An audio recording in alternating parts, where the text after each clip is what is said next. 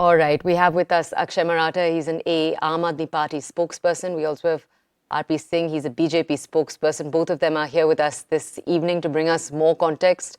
Akshay, I'm going to start with you. Thank you for joining us on the show. Akshay, I want to understand from you, from the beginning, when it comes to the number picture, if you are even to put politics aside and just look at the mathematics, the chances for the Aam Aadmi Party, even if they did get the support, as we saw your Chief Minister Arvind Kejriwal doing tirelessly, but even if they did get that support, the numbers, it was a very, very slim chance that the numbers would actually be in their advantage. Now, Akshay, some experts say that the Aam Aadmi Party already knew this, that they undertook that campaign where you had Arvind Kejriwal meeting different chief ministers just to curry political favor for them. Akshay, what should our audiences make of this? Did the Aam Aadmi Party really not think that they would get the numbers at all? Give us some context as to what was happening behind the scenes. Toya, first of all, let's understand what this entire debate is about. You know, when children are playing cricket and a star bowler like Arvind Kejriwal gets the BJP, who's a bully, out multiple times, 3 times in this case, the bully, that is the BJP, decides that the bat belongs to them and they're going to leave the pitch and say, hum ab aur nahi khelenge. That is what the BJP is doing today, because time after time, the people of Delhi have voted in the Aam Aadmi Party government to fulfill the promises that were made to them, whether it's on electricity, water, education, healthcare. Now the BJP has said that no matter what the cabinet led by Mr. Arvind Kejriwal decides, it is the lieutenant governor appointed by the BJP who will make all the decisions related to Delhi. It is the officers of Delhi, the unelected bureaucracy of Delhi, who will tell the ministers what to do and what not to do. We have formed a nation state in India on the basis of a democratic principle that if the people vote for a government, then it is that government which will have the power to implement the agenda that they were voted on. In Delhi, what's happening is a dark day for democracy. It is an assault on our federal structure. The federal structure is not some, a fancy word that the opposition is using today. It is the rights of the people of Delhi. Today, what the YSRCP and the BJD are doing is very unfortunate because they are also members of a state government. What is to stop the Bharatiya Janata Party from tomorrow doing the exact same thing that they have done to Delhi, to Telangana and Odisha, Akshay, where these two parties are currently Akshay, in power? one second. I'm not at all debating with you. One second. I'm not at all trying to debate with you what the bill's contents were and whether or not they are good for the citizens of Delhi, primarily because that is a debate and a discussion we've had several times since this was first announced. What I'm trying to understand from you is how the party looks at this politically. I'm trying to understand when parties like the YSRCP or the TDP are coming out and making these declarations, is your party disappointed or did your party expect this? That's what I'm trying to understand. We are very disappointed that 2 state parties who are in power in state governments are failing to realize the danger of what the BJP is doing. It is unfortunate for the people of Odisha and the people of Telangana as well, because tomorrow even their rights will be taken away by the Bharatiya Janata Party. In the Rajya Sabha, as things stand today, there is a block of India parties which the Aam Aadmi Party has convinced to vote against the bill today. And the BJP is supported by its NDA allies. But as things stand, the numbers are tied. We do expect to get into a close fight, and we are hoping that the people who have been sent to the Rajya Sabha will do the right thing, will vote in favor of democracy and not in favor of authoritarian dictatorship that the BJP is today espousing. Okay. All right. Akshay, thank you for answering the question I was asking, particularly there. I'm going to go over now to RP Singh from the BJP. Mr. Singh, I'm not going to ask you a specific question. I'm just going to ask you to respond to what it is that Akshay said. Then we'll come to you with further questions.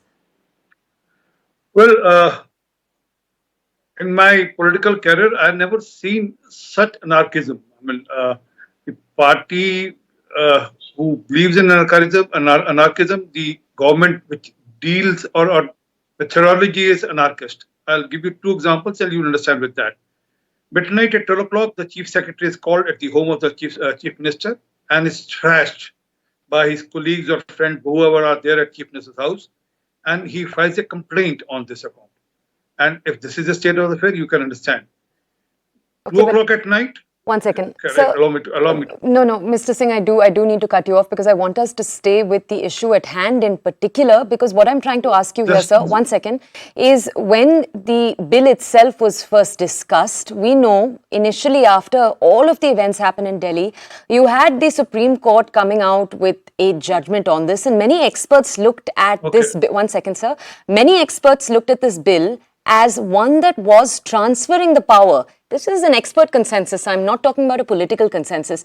Expert consensus here was that this was a bill that was transferring power from an elected official to two people who'd been put in place, or administrators who'd been put in place by the BJP. This is a criticism that came in across op-eds in the country.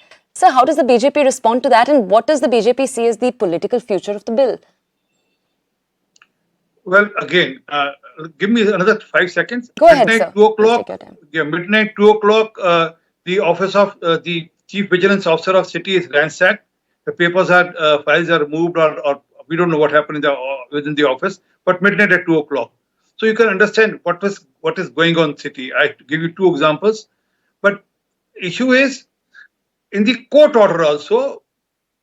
Page 65, para 95, page 66, para 95, categorically states that central government can make changes and everyone will have to abide by those changes. This mentioned in the, and that's how the central government brought an ordinance and now a bill, because it's not matter of powers. Because the ultimate powers will be the Chief Minister only, with two other people, Chief Secretary of the city and the Home Secretary, who will sit with him, and whatever consensus they built on, that will be implemented. But in case of there is no consensus, then only LG will intervene. Not that LG has got all the powers. It will be good. He will learn, the anarchist Chief Minister will learn how to build up consensus with the people around him, or with the people from whom he has to take work. Okay. So that's the objective. And give me another second. Can I respond? Mr. Singh, Mr. Singh, we are on our last minute, so I do need to go back to the Aam Aadmi Party spokesperson. Akshay, I actually want to ask you a different question altogether.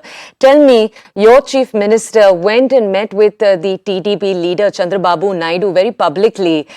We knew that was one of the many leaders he met as part of efforts to curry the favor behind this.